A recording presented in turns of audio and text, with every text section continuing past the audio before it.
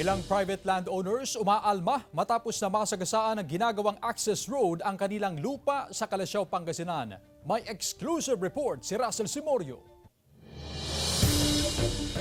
Malawak na ang nasemento sa ginagawang dike sa Barangay Nalsian, Calasiao, Pangasinan sa loob lang ng mahigit isang linggo. Sa oras na matapos ang dike, agad nasisimula ng konstruksyon ng katabing access road. Ayon mismo sa kontraktor, may mga may-ari ng lupa na umaangal sa ginagawang proyekto. Sakop sa area nila, sa titulo nila, matatamaan ng kalsada. Kiniklaim nila sa mga engineer na pababayaran. Tumanggi munang magpa-interview sa harap ng kamera ang mga landowner. Pero ayon sa Barangay Council, hindi raw tutol sa proyekto ang mga landowner. Ang hiling lang nila, mabayaran ang bahagi ng lupang tatamaan ng proyekto.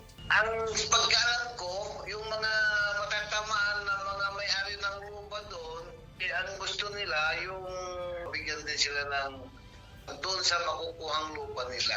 Ayon sa project engineer mula sa Department of Public Works and Highways Region 1 na nangangasiwa sa proyekto, wala pang pondo sa ngayon para bayaran ng mga apektadong landowner. Wala po kasing nakalaan na right of way budget po. Konti lang naman po yung mga madadaanan na lote. Pero tiniyak ng DPWH na iaakyat sa Central Office ang request para maayos ang gusot. Kasama si Jing Dakanay, Russell Simorio, One North Central Luzon.